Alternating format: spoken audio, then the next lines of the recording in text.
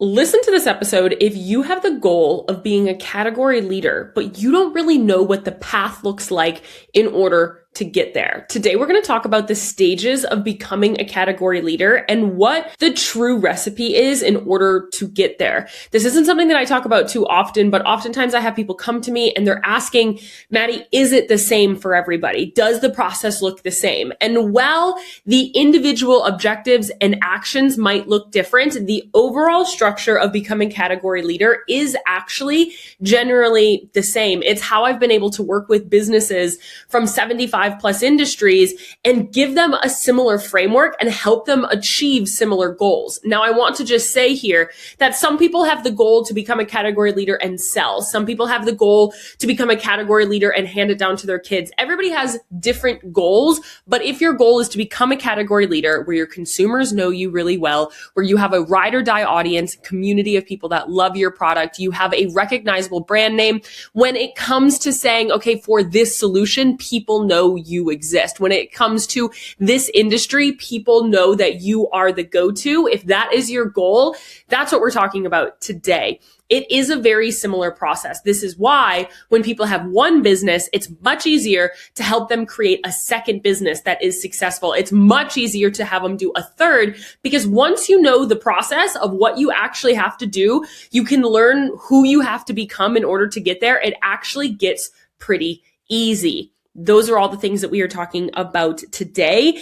It isn't anything that is overly revolutionary. It is a predictable model, but obviously you have to know the model in order to get there. This is not about hacks or trends or tactics. What we are actually doing is today we're talking about the general objectives, actions, and mistakes people make along the way to become a category leader. I'm going to walk you through the stages I see over and over again and the actions that I take at these different stages. It isn't necessarily time or revenue that moves you through the stages. It's actually the signals we see in your data, your customers, and your growth.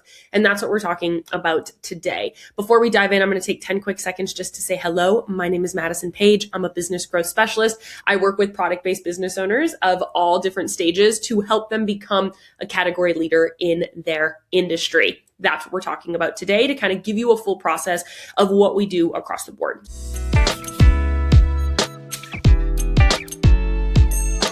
So we have 6 stages that we're talking about today. We are talking about from proof of concept all the way to becoming a stable category leader. First things first, stage 1 is proof of concept. Usually this can be from anywhere from $0 to $200,000 in sales. Again, it isn't a money thing, but usually we can find proof of concept within this. I do have a full episode on how do you know you have proof of concept, because again, it's not timing. It's not just sales. There's a lot of other indicators here. This is usually where we're validating demand. We're proving that people will buy, and we're trying to get early traction, not perfection. We don't need to absolutely master one thing. What we have to do here is we just have to find, okay, people like this, and there's enough legs here for us to want to keep building. There's enough legs on the idea and the concept. People like it. There's positive feedback. Let's keep building and kind of going all in. What a lot of people do wrong in this stage is that they're trying to do everything at once. I have many clients that come to me making $30,000, $50,000 a year, and they're really early on in their stage of business, but yet they want to expand into Amazon and they want to be on retail and they want to do, ads, and they want to do basically everything, but you can't actually be everywhere in the proof of concept phase. It's risky too. It's risky, it's expensive, and it could actually be very detrimental to your long-term growth if you do too much at this phase. Proof of concept is all about focus. Another major problem here is that people have multiple funnels, multiple platforms, multiple products. They're adding too much onto their plate. I want you to think about the word overbuilding. You absolutely can overbuild your business in the proof of concept phase, where it has too many directions that you've basically over diluted your brand, that we don't actually know. We can't find a way that's proven if it actually is working, because you're not putting your full effort towards something 100%. So what I would actually recommend in this area is you need one clear product or product line. You need one clear customer. You need one working funnel. I want you to master one funnel, whether that be Instagram to your email list, to your website, or whether that be retail, whether that be Etsy, whatever it is, I don't care. I would prefer it not to be on Etsy because you don't own it, but I want you to have one clear thing. I just created an episode all about the theory of one, and truly you can make $1 million a year having one clear product or product line, depending on the industry, one clear customer and one working funnel, and then 1 year of implementation to really take the time for it to really kick off. And this could be anything. It could be Shopify. It could be organic content. It doesn't need to be complex. It just needs to work. We need to see that it works repeatedly. We need to see that people come back, that you have positive feedback on everything that you're creating, and that people like what you're building. It's not just an intrigue and then they never come back. So the signals we need to see in order to see that you have proof of concept is that you can market it and get results repeatedly. You can sell it and get people to come back repeatedly, and you can get positive reinforcements that people like your product, like the idea. Maybe they're even referring it to a friend. They're talking about it. When you start to see that positive engagement, that tells me it's time to go all in. Once something works, it's not your job to reinvent it. It's your job to scale it. So once we get that proof of concept, we basically can say, okay, we've seen that people want this. Whether you have one PR campaign that goes really well and it gave you a big bump in sales, and you have a bunch of people that are now build up your baseline monthly sales, you now know if this gets in front of the right people, people buy, and they buy again and again and again, and they had positive feedback around it. Boom, we are beyond proof of concept. We have to move on to stage 2, which is not reinventing the wheel. It's scaling the wheel that you've already built. So the next one is the scaling phase. This is stage 2. This is basically taking what worked to find your proof of concept and putting a ton of fuel behind it. So you have this little fire going. You have these little embers burning because, okay, we have proof of concept. We have this little baby fire. What we want to do in this phase is basically pour gasoline on it. We know what helped us build this fire. We're now pouring gasoline on it. What most people do wrong here is that they abandon what worked and they expand too quickly. They're saying, okay, that worked for us. Now we're ready for retail. They start chasing new strategies. They add more platforms. They add more complexity to your business. This is not about complexity. This is about repeatability. This is about figuring out how can we now take the funnel that you already built and basically pump more eyes into it. I want you to not think of scaling as doing more, but actually just doing it focused. Scaling is not about adding, it's about amplifying people to that stage. And that's what we're doing here.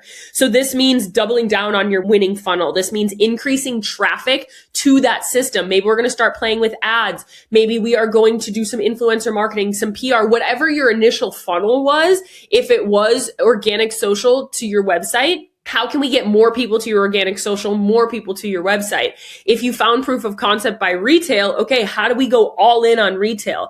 The problem that people make when they're first scaling is that they actually expand into doing too much too quickly. And again, it's going to dilute. I want you to think about scaling into a category leader is not about doing everything. It's about doing things in a focused way. What is your one major focus right now? And your one major focus while you're scaling is how can we find a repeatable model that we know that we can make $20,000 to $50,000 a month on easily in a stable front. We know that this can kind of just keep going and that we can stick here. Ads can start making more sense. This could be more content volume around the proven messaging that we've basically had. And maybe this is just conversion rate optimization. Maybe yes, you're making sales, but nothing really is optimized. Now we're actually converting. I have a lot of people that come to me in this stage. Again, the revenue isn't super huge, but it's usually around $200,000 to $1 million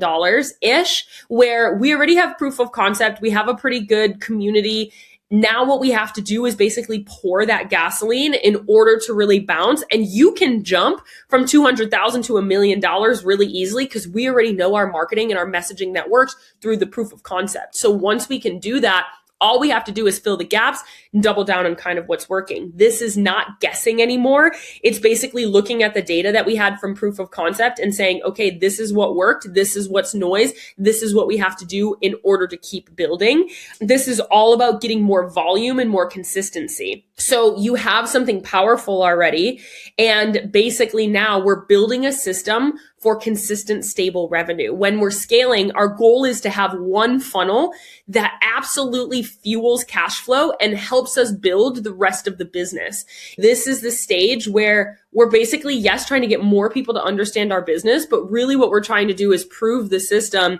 This is our audience. This is what's working. And this is exactly what we have to do in order to have high cash months and that it works seamlessly, easily. We're no longer guessing. The proof of concept phase is a lot of, okay, let me try this. Let me try that. Let me try this other thing. You're kind of a little scrappier. You're casting a little bit of a wider net of let's try some messaging. Let's try some of this. Let's try some of that and seeing what's working. Of course, there's a method behind it and there's strategies that we want to do first over the other, but a lot of it is testing at first. But when we get into the scaling phase, we have enough data if the proof of concept phase was done right to say, okay, this is what worked. This is what didn't. Let's pour that fuel on the fire of the stuff that worked and get us to those high cash months repeatedly without us actually having to work that hard. Because in order to get to $1 million in sales and to actually scale up, it really can be one funnel. It can be, we got to post 5 times. We have some top of funnel and bottom of funnel ads going on. We maybe have some influencer marketing. You don't have to do too much. That is probably the biggest mistake that people make in both of these, in phase 1 and 2, is that you're actually doing way too much that is going to dilute what you're currently building. What we want to do is we want to have one channel, one funnel that prints money, basically, on a system. So now that we have that powerful system that's printing money on repeat, that's when we earn the right to complicate things. You have to consistently in business earn the right to complicate things. We're constantly going back between, okay, so first we tested, now we poured fuel on the fire, now we're stable, now we can complicate. We have to get to that stability point and where we are at to say, okay, let's try something new. Okay, let's pour more fuel. Okay, let's build more chaos again in everything that we're building because we got to this stable ground in one funnel. Stage 3 is expansion. This is where we're leveraging your core system, but we're opening it up to new channels. Why we don't want to open things up into retail or Amazon or wholesale or new acquisition channels that you can have out there too soon is because there are cash flow issues if you do that too soon. You hear me talk about this with retail all the time. People expand into major legacy retail much too quickly. But you see, this is stage 3. And that's because if you get a 50,000 unit order to get into Target, you also have to front that bill for 60 to 90 days. And if it doesn't sell, you have to buy it back. So it's not even a guaranteed sale. So we have to have enough brand awareness, enough proof of concept that we know that we have customers that will show up for us.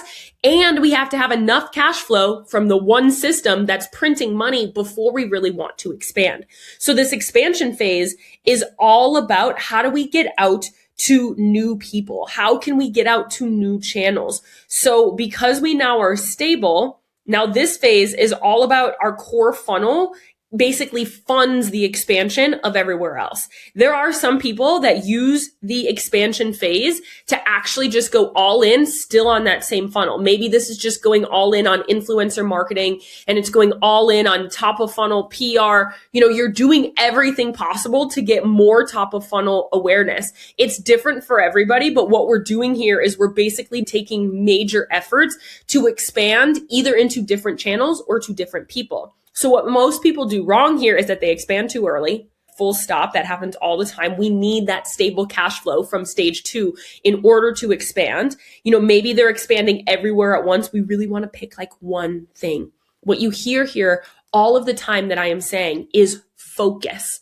I don't want you to expand everywhere right now. I want you to expand to the next best step and put all of your energy there. Master influencer marketing. And then when that works and we know how to do that, now we master retail expansion. Once we're in major retail everywhere, now we expand into this next step. We master Amazon. I don't want you to say, okay, we're making $1 million. That's great. We have stable cash flow. Now let me go into retail. Let me do influencers. Let me do this. Let me do that. Let me go on Amazon. Let me do wholesale. Let's get into boutiques.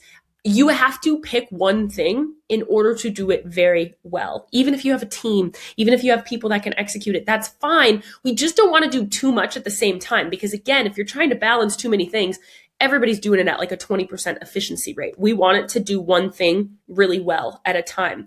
So what actually matters here is that your core funnel basically is funding the expansion, and you bring your community with you into these other areas. So when we expand, in that scaling phase, our goal is to build that loving ride or die community, not just get one sale. Even back to proof of concept, we said you need to have retention and customers that come back and love you and talk positively about you. In the stage 2, when you're scaling, that's getting more people into your community. And in phase 3, we're using that community to fuel these other channels. This allows us to fuel retail or Amazon, or even just pouring more money into similar channels that community is going to help us build. This can even be a really great referral program or loyalty program. Here, a key belief that you have to understand is that your brand should convert better in these new channels because of the trust that you've built with your current community.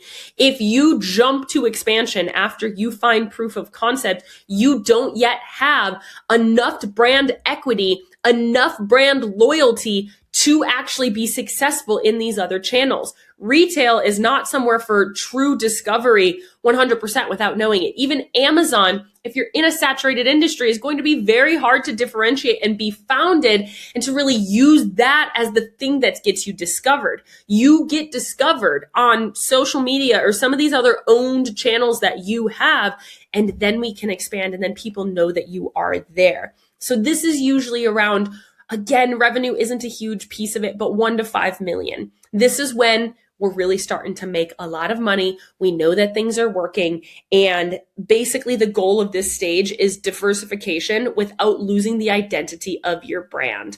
That's what we're trying to do here. We can say, okay, let's expand into 1 or 2 of these other things, and we can kind of go from there. Most brands here think that this is the end goal, is that, okay, now that we've diversified, we're good, but we're not. It's not going to naturally just grow from here. Now that you're in all of these other channels, this is where the real category leader game starts. Now we have one major channel. We have a founding members of community members that love you. We might have a 1 or 2 other channels that people can find you, and you starting to have kind of this base of like a stable community that loves you. Hey, I've been getting some DMs that you may not know what I do outside of hosting this podcast. I actually work with product-based business owners every single day to help them grow and scale their brand. If you really want my eyes one-on-one inside of your business to look at your strategy, to look at your funnels, to look at your data, and to develop your next campaign or bring your business or your idea to life, that is exactly what I do every single day. I've worked with 500 plus businesses across 70 different industries to help them become the next household name in their industry. If you are craving a business brain, a strategic advisor, a data-centered, obsessed person to come into your business and help you bring your idea to life, I'm your gal. Come on over to my Instagram at @thisismadison page, DM me support. Otherwise, you can click the link in the show notes to apply today. Okay, back to the episode. Now, stage 4 is all about mass brand awareness. In order for you to be a category leader, we need mass numbers to know who you are and to think about you in relation to the problem you're solving or the product that you have. So if you're hair care, people need to know when they think about hair care for, a certain purpose, for curly hair. They need to say, when somebody says, I'm really looking for a new curly hair product, they say, oh, I've heard of this brand. Hey, I've never tried it, but you should try this. Hey, this is the product that I use and I think you would love it. Hey, I've seen influencers talking about this brand. Have you ever tried it? What this stage actually is it's not just moving from having this niche community, it's being moved over into being known. This is where, when you start to say, man, I've seen this brand everywhere. It seems like influencers are talking about it. I'm having so many ads on TikTok around it. They're in PR, they're being shown in all of these different places. This is what they're doing. We see this all the time, is all of a sudden this brand is everywhere. This is what they're doing, is they're doing mass brand awareness. We're trying to get their product infiltrated into being known for what the problem is that they've solved. Because again, we've proven a stable cash flow. We have some community that loves it. We know that the retention is good. We know that when people are involved in the community, that they continue to buy. And we know that we have systems that sell. This is how we pump people through our systems and our distribution channels. So this is really what most people do wrong, is that at this phase, they actually start blending in. They almost like dilute their brand to try to appeal to mass market. You don't need to be known by everybody for everybody. You need to be known by the people and the problem that you solve and like what your unique genius really is. And we need for those people and it to be so incredibly clear that that's what you do. I don't want you to dilute your messaging in this phase. I don't want you to dilute your marketing, because at this phase, you're probably making multiple millions a year. You probably have a team. You're having an increasingly bigger team. Your role in the business has also shifted dramatically, that it's easy for things to kind of lose the warmth, lose the sizzle. We can't do that, because this is where the sizzle matters. This is where we really want things to go super smooth and where people understand who you are uniquely. At this point, people underinvest in brand because they think that your brand is already done and it's already happening. They think, okay, people already get the brand, and they start diluting the brand, diluting the messaging, and diluting the differentiator, trying to be something for everybody. But no, you want to be something for your people and be known for something very specific still at this phase. What actually matters here is your brand positioning, because it does become everything, because people are now saying, okay, we're in this greater hair care industry. What is this brand for versus this brand? When would I choose this brand over that other brand? When would I, go this route over this other route? And you need to be known for what is your positioning and how can we get people to know you on repeat and choose you when that becomes. I don't want you to dilute that messaging. You're also no longer just selling a product. We are building a lot more of an experience. We're building a lot more of an ecosystem. This is also a phase where just having one product line, we can expand a little bit more drastically throughout these different phases. We've had maybe limited edition drops and releases and things like that. But now you can kind of start to expand different pieces here if you want to. Last but not least to this, you're really owning a major category or a narrative around the brand. So when we're trying to get mass brand awareness, this is when I would ask you, what truly makes you different and how can we create that story to be known in many people's minds? Again, this is probably shifting you from 5 to maybe even 20 million. Again, once we have these jumps, even sometimes people are at this phase and they're making 20, 30, $50 million, and they're not yet at, depending on the industry that you're in, they're not yet at global dominance. Some of these big brands or these big industries, I guess, have just massive market share, like skincare. A $20 million skincare brand is a drop in the bucket to some of these others. And so understanding that the dollar amount is very arbitrary depending on your industry, but it's really more about the signals that we're talking about. This really shifts here from just conversion to making sales to what is our overall brand perception and how do we scale that in a big way? How do we make sure that everybody knows that this is the perception that we really want? We want when somebody thinks of your category for your problem, they think of you. When somebody is out in the street saying, I'm having this problem, they know, hey, have you ever heard of this brand? That's what we're trying to do. It's all about this ecosystem. Somebody in influencer marketing, they've seen you here, they've seen you in PR, they've seen some ads, you almost have just this cultural relevance that people have now understood who you are and what really matters there as well. So you now have attention in a big way. You have this relevance. And the next question is, okay, now how far can we take it?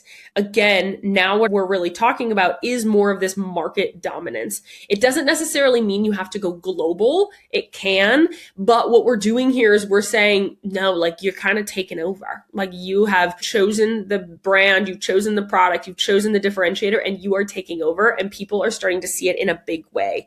This is all about scaling awareness and operations beyond those initial markets. So this is now, you are basically everywhere and beyond. What actually matters here is all about the expansion, your operational excellence, and your brand consistency at scale. What we're doing here is we're saying, how can we make sure whether they see you on shelves, they see you in a small boutique versus a Target, or they see you in an ad, they see you everywhere, that the experience with your brand is the exact same. You're probably doing pop-ups. How can your pop-ups feel really great? How can your PR packages feel really connected to the rest of this here? And where, yes, we are focusing still on sales and marketing, a major thing that we have to look at here is team, systems, and operations. Because when you're jumping from even just having one or two major channels to now really being differentiated and like your channels are everywhere, this is where your systems, your team, and your leadership will absolutely break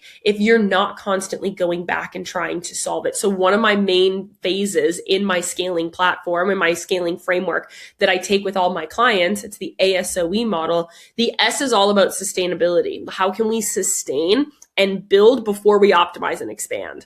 So, we first analyze, sustain, optimize, and expand. And this is a major phase of how can we sustain and make sure that we can build the best systems, that we're prepared, and that we actually have really solid customer experience, that we know every touch point is really solid and it's absolutely optimized. One thing that's really important in this is community at a big scale. This might be, I don't want to say you dilute your marketing, but we start to expand into other ideal customers. We start to say, okay, our major ideal customer was like this young, clean girl Pilates, but we're kind of forgetting, the moms that are up to 50 years old and they're not able to get to Pilates or have this aesthetic. They might be a little older, but they still really love this. How can we start incorporating some of these other audiences into our ideal customer, into our marketing? This is all about kind of infrastructure supported growth. This is systems, this is scale to really become a true category leader across markets, which at this phase, you really are very known. It's all about how do we build infrastructure, stability. Again, it's all about the community and the optimization. The greater your business gets, there's like these phases, if you can kind of see here. First, we did proof of concept, laying the groundwork, and then we poured fuel on the fire. And then we kind of did some more, let's laying the groundwork of the expansion. And then we poured more fuel on the fire of the mass brand awareness. And now this is another one of laying more infrastructural foundation in order for us to go to the final stage of being a stable category leader. A category leader by definition is a brand that is known for exactly the purpose that they solve, and that it is a no-brainer that they are the premium and that they are the best. This is where everybody kind of wants to be you. You can think about this in many brands. Like Stanley became a category leader. And yes, there are a lot of these other category leaders, but very quickly they jumped to the top, and the Hydro Flasks of the world and the Simply Modern all started taking after them. But when we still think about those cups, like I don't have a Stanley, my husband does, but I still think of my cup that's similar to Hydro Flask as a Stanley cup in my head because they are the category leader. It's like the Kleenex where it's really just a tissue. It's the chapstick when it's really just lip balm, right? You are the clear category leader here, that you're almost an adjective. I guess your brand name is a replacement to the product that you actually have. So what actually matters here is all about protecting the brand equity and the brand trust and the brand loyalty. It's all about strategic expansion, not reactive, because at this phase of becoming a category leader, we are still expanding. I want to make it very clear that at all of these phases, we are still taking measures to expand, but the major new efforts really happen in those middle phases, the 3, 4, and 5. I would say the biggest marketing efforts really happen in the 3 and the 4 stage. So that is the expansion in the mass brand awareness, because we're really doing major expansion. And a lot of these other things is we're optimizing. The more that you scale, you don't have to do more. You just have to do better, and we have to make it more optimized. And so in this stable area, is we don't want to dilute what you are known as. We still need to keep that, but we can expand into, different channels.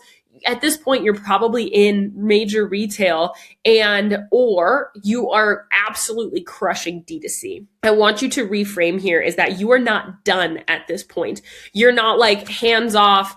I mean, you could sell your company and make millions at this point, probably tens of millions at the very least. But it doesn't mean that you're just like, we're done, we're not doing anything. You still can have more leverage, more optionality, more responsibility. I see people that are making $200 million a year, direct to consumer only. They didn't choose to expand into retail yet. So they could expand into retail at this point, even though they are a category leader and that we know that they're crushing it, right? This is why the revenue stages here don't really matter. But if you have one major channel, you can be a category leader without having complication. It just looks different for everybody. But what that D2C person that is making 200 million has, they're on TikTok, they're on Instagram, they're doing TikTok shop and influencer marketing, and they're doing PR, and they've done a lot of different channels. They're just all online channels, and that's okay. You're not done when you become a category leader. You're just constantly taking on more leverage and more options, and it's really choosing growth as opposed to chasing it. You can be stable and you can say, great, how can we just get known a little bit more? How can we put more money into ad spend? How can we do more pop-ups and get more community building? And this is all about longevity and legacy. What do we want to be known as, and how do we continue to have a stable business? So I want to make it very known here that you don't need to do everything. And I think that's really the throughput of this entire conversation, is that you just need to do the right things for your stage of business. You need to know what not to do and what to do at each of these stages. So if you feel stuck in one of these stages right now, first I want you to think about, where really are you? Are you in the proof of concept phase? Do you have repeatability? And do you know that, okay, yes, I know that if I could just get in front of more people, truly that if you just got in front of more people, you could scale, and you know how to do that, then you might be in proof of concept. Stage 2 is your scaling. Is that, do you know how to immediately increase your sales? Can we build your sales into a printing money machine? How do we scale that? For a lot of people, it's let's upping your ad spend. You can build from $1 to $5 million pretty quickly. You can build from $200,000 to $1 million very quickly with some good meta ads and increasing your ad spend if you want to, right? There's a lot of different avenues here. There's a lot of different levers we push or we pull, I guess, but it all depends on your ultimate goal. Are you in expansion where you basically have this one funnel that works really well, but we're trying to expand either into different channels or a different audience? Are we trying to get you to mass brand awareness where we're doing a big push? Are you really trying to get to that market dominance where like people really know you on a big level, but you know that there's still some of your ideal customer that haven't heard of you yet? Or are you really stable as this category leader? I want you to think about which of these phases that you're at. How long have you felt like you've been in this phase? And what are your next steps in order to get there? You're not broken if you're plateaued in one of these. Each of these have their current plateaus, right? They all have plateaus throughout. What you need to do is be able to understand what you need to prioritize at the right time, what you need to optimize in the right spaces. Brands that consistently break through, they aren't the ones doing the most. They're the ones doing the right thing at the right time. And they're so incredibly focused. Again, focus is your word here. How can we know exactly what to do? How can we do it in a really strong way? And it's all about strategy. What I want you to take away from this is that business growth is not random.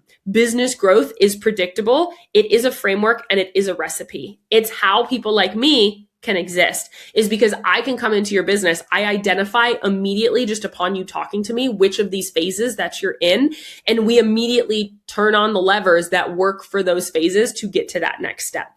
Another piece that I really want to mention here is that you need to know what your end goal is. At least have a semblance of what your goal is. Because if you're in proof of concept and you want to sell as a category leader in 5 years, your goal looks very different than if you want to have this brand as your legacy brand for the next 30 years and then give it to your kids to run. Those are very different goals, and the business operations look very different. What we're talking about today is a 30,000 feet zoomed out approach of the 5 or the 6 major stages of becoming a category leader.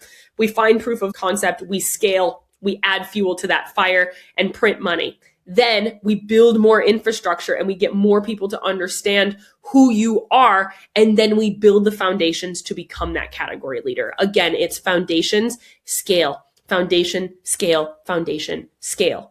Over and over and over again with just different levers. And that's why It truly is a recipe. It's why business people that have made $1 billion can easily build $1 million business in just a couple of weeks. If you see that TV show, I think it's Grant Cardone, is given no money. He cannot use his name. He cannot use his likeness, and he has to build a business in 90 days to $1 million. And he can almost always do it because he's done it 1,000,000 times. He's done it so many times, and he's built the business, and he knows the playbook. This is the playbook, and you just need to know the levers that go into it. If you have questions on this, I would love to have a conversation with you on it. Please feel free to come over to my Instagram at thisismadisonpage. If you want my strategic help in your business to basically identify which of these phases that you're in, what levers you have to pull, you could always hop on over to my Instagram and DM me at thisismadisonpage. You can DM me support, and we can definitely talk about what that is. Otherwise, there is an application in the link in the show notes as well.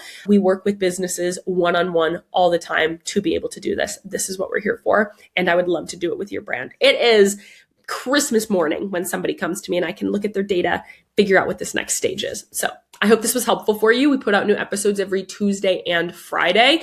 We have 450 plus episodes, which is crazy for me to say. And if you are looking for more information, please feel free to subscribe so you never miss an episode. I hope you have a lovely day. I love you. I'm rooting for you. I'm in your corner always. I will see you in the next episode.